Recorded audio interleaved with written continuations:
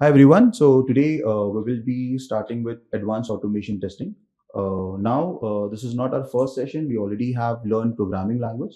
But yes, let me just give you a quick overview. What all things you need to have to learn automation testing and to become an proficient automation test engineer. So right now you can see on the screen, what do we have is we have complete syllabus of advanced automation testing. Now we have done this earlier as well. You can see the topics that are required to become proficient automation test engineer. The first thing you need to be good with is the programming language. Okay. So when we say automation testing, so if you go and see in the market, the trending web automation tool that you see is Selenium WebDriver. Now again, Selenium WebDriver understands a lot of programming language. It supports Java, it supports Python, it supports Ruby, C Sharp. But if you see in the market, you will find plenty of opportunity with two combination. One is Selenium WebDriver with Java and Selenium WebDriver with Python. So if you have one of the programming language skill, either Python or Java, you will be finding plenty of web automation opportunities. So here, this topic we already have covered, but yes, this is one of the essential thing that we need to learn before going for web automation testing. Now, what is the next topic? Let's say you are good with all the programming language concept. Now for automation testing, as I mentioned, web automation, you will be seeing Selenium WebDriver in the market for web automation. Now here are the topics related to Selenium WebDriver that you should be good with. Okay, all the topics are mentioned here. I won't be explaining each topic in detail, need not to. We will be just seeing the practicality of it so that you can get a better glimpse of how automation generally happens. Now, going further, let's say you have completed web automation testing using Selenium. You also are good with programming language. So, is this enough to crack an opportunity? No. So, now if I talk about working professional, so what you will see generally if you go for automation interviews, so the first thing will be asked is, have you done any web automation related project? Have you designed any framework? So, the complete outcome is you should be able to design end-to-end automation framework. When I say end-to-end automation framework, so this is what we will be learning at the end, which is hybrid framework design, wherein you will be learning how you can use Python or Java programming for designing the framework. So again, in both the programming language, we have readily available frameworks that you can use. If I say Python, so we have PyTest framework. If I say Java, so you have TestNG, Maven. These are the framework available. Now to utilize these framework effectively, again, we need to maintain a proper folder structure, and that is what is known as framework. Okay, so if you maintain a proper folder structure, if you maintain your test cases properly, along with that, whenever you execute the test case, so you are able to capture the real-time screenshot of failed test cases. And if you're putting it in the report, so that is what complete end-to-end automation looks like. Now, these many things you will be doing in the framework as well. Now let me just show you the practicality of it. So where do we need to reach? We need to reach to this framework. So let me just show you an end-to-end framework that we have, and that is where we need to reach. So here now, so here is the end-to-end framework. So if you complete the entire program, you should be in a position to design such kind of end-to-end framework. Now, what do you see in the framework? So there are a lot of folders that you see. So the important thing that you need to understand is there will of course be a test case folder wherein you will be maintaining your test cases. Again, whenever you run your test cases, maybe you will be pulling data from Excel sheet, maybe you will be pulling data from CSV file. So where you will be keeping those things. So you need to have a proper test data folder wherein you can put your details, you can put your dependencies. Okay. Similarly, going further, whenever you run the test cases, so there you need to generate reports so that at the end of the day, you can share that report with the client or you can share it with your superior. So here comes into play report generation. So you can generate HTML report, you can generate LUR report. So these are the report at the end of the day, we need to share it with client. Going further, while doing all this thing, there are other things will come into play. You need to maintain logs in real time, so that also is required. So here you can have a log folder. Then while running all this thing, okay, while executing all these test cases, so you won't be executing one test case at a time. So now in the framework there will be hundreds of test cases together. So how you will decide which all test cases to run and how you can give the command to run only maybe sanity test cases or regression test cases. So you need to group the test cases. Then comes into picture grouping the test cases. So for that, these many folders and dependencies are required. Now, right now, what you are seeing on the screen is the PyCharm, ideally, that I'm using. And here you see a Selenium WebDriver and an end-to-end web automation framework using Selenium and Python. So with these two combination, we have a framework design. Now, if you go for Java, the structure will remain exactly same. It is just that the coding will be in Java. So Selenium action, Selenium commands will always remain the same. It is just the programming language, the command that you give will change. Okay. Now again, what what additional thing that you need to understand here is, if you see all the written things, mostly we are using classes and object, and we are using classes and functions. So in Python, function is defined with def, and the classes are categorized with class. Now you can see everything is written as classes and functions. So now this is the core principle you will be using of programming language in web automation testing. Okay. Now before we dive into today's session, now let me just show you what, as I mentioned, at the end of the day, you will be sending report to the client. So how the report looks and where do you need to reach. So here we already have one report generated. This is the framework on Amazon. As you can see, the test cases are on Amazon e-commerce website. So what I'll do is I'll just generate a report. So I've opened a terminal window. Now where is my report? So report is there in the reports folder. The report name is Allure report. We will be seeing this, what all different types of reports are there. Why do we generally use Allure report? Why clients prefer Allure report? So let me just open the report and you will understand the purpose. So how do I generate it? Here I'll just simply say Allure serve. So right now the report is getting generated. See here, you can see on the screen, right now in our test case or framework, we have around 15 test cases. Now, if I want to see the entire suite, so here on the left side panel, you see all the possible tabs. So we have overview tab, we have categories tab, we have suits tab. So accordingly, you can categorize the test cases. Let me just go to suits. So right now I have 3 suits here. I have a test case for automating homepage footers. Then similarly, I have test cases for homepage header. Similarly, I have for search box, and so on and so forth. You can maintain test cases for different features. This is how the framework gets structured. Now let me just take you to the test cases. Now here we have around 5 test cases. If I open any test case, so this is the report. So what all things you see the history, how many times you have executed this test case. Along with that, you see the severity, whether it is critical, whether it is minor, major. So you can attach the criticality of the test case. You can even attach the category if it is defect. You can you can map the tags. It could be a regression test case. It could be a sanity test case. So accordingly, you can attach a tag. This helps you to filter the test cases and run only the required test cases. So this tags and the severity helps you to filter the test cases during the execution. Let's say you don't want to execute all the 100 test cases. So you can tag only sanity and you can run those test cases. So this is how these tags comes handy. Now what should happen with the failed test cases? So the whole purpose of having the report, whenever the test case gets failed, so you can attach real-time screenshots. So what all things you see here, the test case says failed. Now what else you see? You see the criticality level. You also see the tag. Then if you click on the screenshot, so here you see the failed test case screenshot. Now if I go for maybe some other test case, so here in header, we have electronics tab. If I open it, see now purposefully we put invalid assertions just to make the test cases fail so that we can have the screenshot in our report. So this is how you can understand. So this is the actual end-to-end framework, and this is what companies expect. Now let's say if you're an automation test engineer and if you go for an interview, these things will be asked to you in detail and you should be in a position to explain this.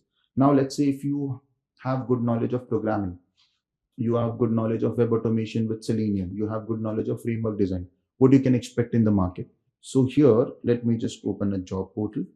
So what you can expect, so right now you see a Naukri profile, and here for a senior automation test engineer, if you see, this is just 1 day ago, company is willing to provide package of 15 to 20 LPA. Similarly, if you see here QA automation lead, company is willing to provide package of 28 to 32 LPA per month. So I'm not saying as a beginner you will be getting this, but this is what companies are providing to experienced candidates. So let's say in 2025, if you're earning something like this, so you have a good work-life balance and you'll be in a good position to, the profile that you have chosen the field you are in will surely give you a good end-to-end result and good work-life balance. And this is what generally people are going from manual to automation to increase their pay scale. So this is what the paying capacity. Now let's jump into today's session now. Now, to understand framework end to end, as I mentioned, there are total three levels you have to cross. The first will be the programming, which we already have completed.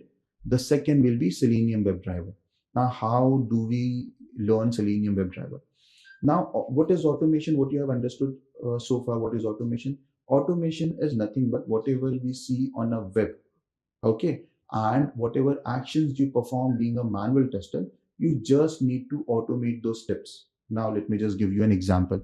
For example, I'll open few test cases here. So let's randomly select a test case. So here you have a test case number 11. What it says, so being a manual tester, you must be knowing all this thing. Okay, so whenever you test something, so you follow the steps. Now these are the steps given to you, wherein you need to launch the Chrome browser. Now there is a website. Which website is mentioned here? Naukri.com. Go to Naukri.com and do what? Check the search box. How do you check the search box? So here it is mentioned. Search for maybe software testing. So now this is the thing that you need to search. Put software testing in the search box and hit enter. What will happen? Of course, the result will come. So click on the search button. Now result will come. Click on the first search result from the available options. Check whether the same page is getting open in a new tab or maybe in the existing tab. So just make sure the link is redirecting you to the right page. So that is what you need to validate. And if the validation is proper, so just the test, you can mention the test case is passed. Now this is very random and simple scenario. Now here the purpose is not to understand whether this test case is valid or whether these steps are valid. Here the purpose is to understand how you are going to automate these test cases. So if let's say manually you want to do this, so how you will be doing it manually? So here I'll just perform these steps manually. I'll be going to Naukri. So here you can type maybe Naukri.com. So what do you see? You see a website, Naukri.com. What is the next step here? So if you check the next step, launch Naukri.com. So that we did. In the search text field, enter software testing. So here is the search text field. What I need to enter? Software testing. So this is what I'll enter, software testing. Okay. Now I have to click this search button. So the steps that I performed right now, I have clicked on the search text box. I have entered software testing. Then I'll be clicking on the search now. Now the page will load. The page will take time. Now the result will be displayed. Now I'm typing software testing. I see these results. Let's say if you type software testing in your system, you might see different search result. Okay, based on your search history, right? So here it is mentioned that you need to click on the first. So right now I see software test engineer is the first job role. If I click, it opens in a new tab. It says software test. So now manually I can see, I can visualize, I can validate this. But how you can automate it? So let me just run the same test case in automation. So let me just go back to PyCharm. Here we have the test case written. What test case we have? The same test case we have here. See, launch the Chrome browser, launch Naukri.com. In the search text field, enter software testing, click on the search button and all those things. Now let me run this. So here we have executed the test case. Right now you see it is written Chrome is being controlled by automated test software. So right now all the steps we are not performing, it is getting performed automatically. See, again the same steps are getting performed, and here we should see the validation. See, here I see the validation. The job title of the first search result is software testing. This is how I'm validating. Now if you want to add assertions, so accordingly you can put it. That we will be learning in further test cases, how we can add validation and other things. But here, let's say if you want to make changes here, what changes you want to make? You don't want to click on the first search result. Let's go for maybe third search result. What is the title? Software test automation engineer. Now how you will be clicking on this? Now if I go back to the test case and if I see step by step, so for each step we have written a code. Launch Chrome browser. How do we launch the Chrome browser? So we already know this. We have done it many times. So how do we launch the browser? So webdriver.chrome will allow you to launch the WebDriver. Here you are storing it in a driver. Then you are maximizing the window. Now second, launch the Naukri.com. So how do we launch any URL? So we have get method in driver. So you will be calling that method driver.get. So here you can mention the URL. You will be reaching out to that URL. Now what is next?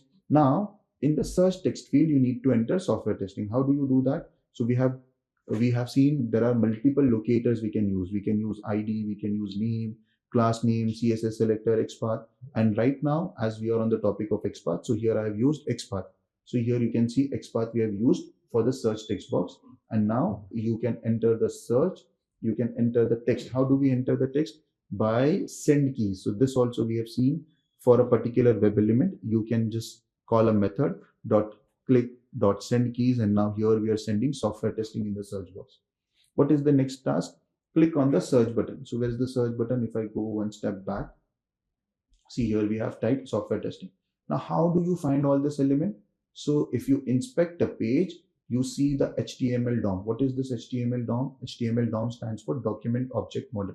So if you inspect a page, all the element of the page will be seen here.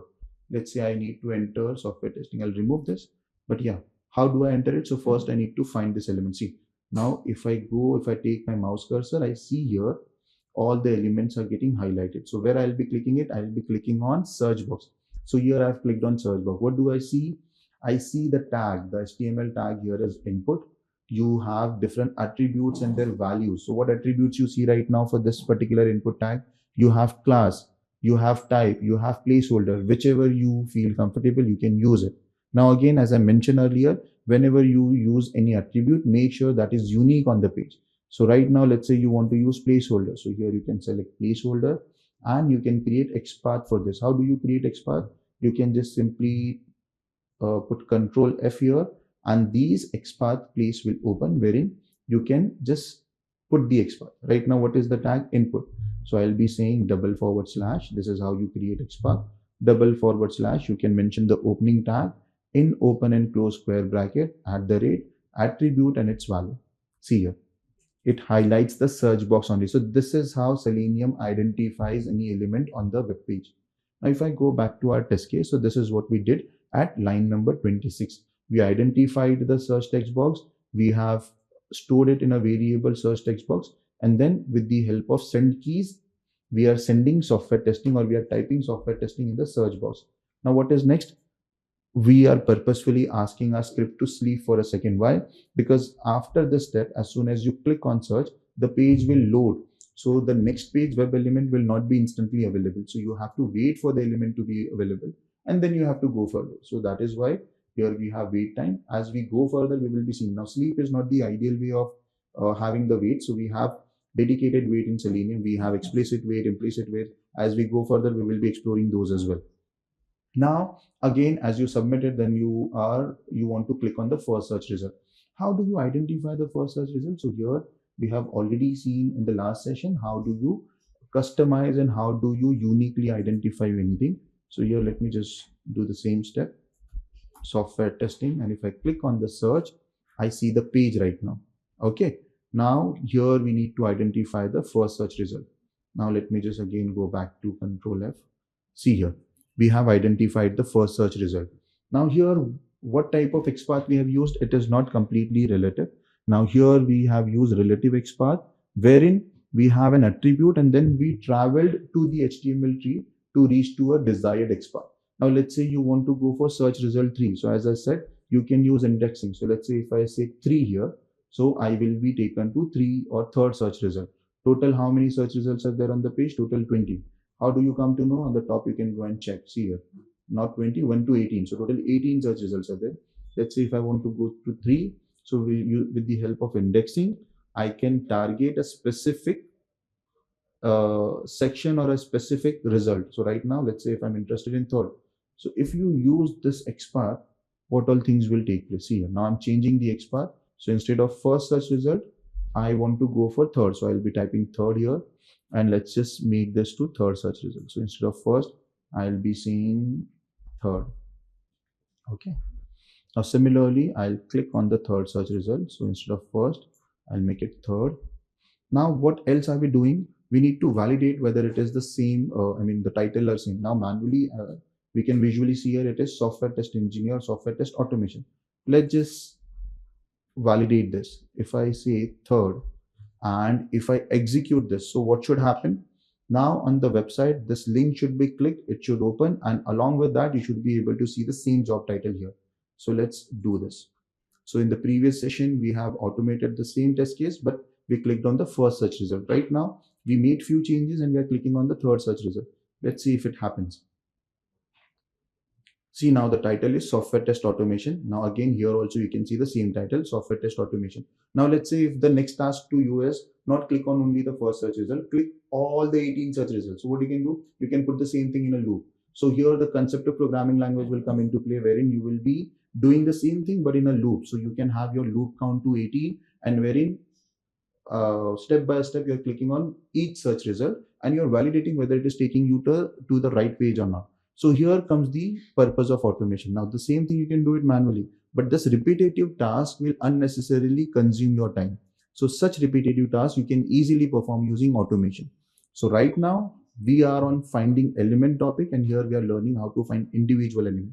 As we go further, we will be seeing how to find multiple elements, how to do mouse over, how to go to new tab and do some action, come back to the old tab.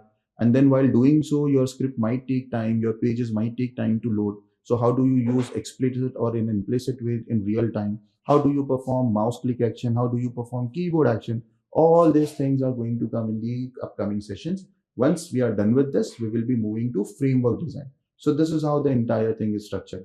I hope you understood the entire purpose of this. We have gone through the syllabus. Just to summarize what all things we discussed in this 15-10 minutes. So we have seen the syllabus, what all important things we need to learn to become a proficient automation test engineer. So we have seen the syllabus topic, wherein we have understood that a person should be good with programming language, a person should be good with Selenium WebDriver, a person should be good with framework design, end-to-end framework design. We also have seen how the end-to-end framework looks and what is the outcome of that framework. You should be able to generate report, you should be able to customize the set test cases, you should be able to run the customized test cases or desired test cases. So this is the outcome of designing an end-to-end framework. To reach there, you need to learn programming and Selenium. Right now we are on Selenium topic, and right now we have executed a test case to find an element and to validate whether we have clicked on the right element or not. Okay, so this is how we will be progressively going for other topics, and in upcoming topic and in upcoming session we will be completing all those things. Okay guys, thank you. I hope you got the idea, and this is how we will be progressing for other sessions as well. Thank you.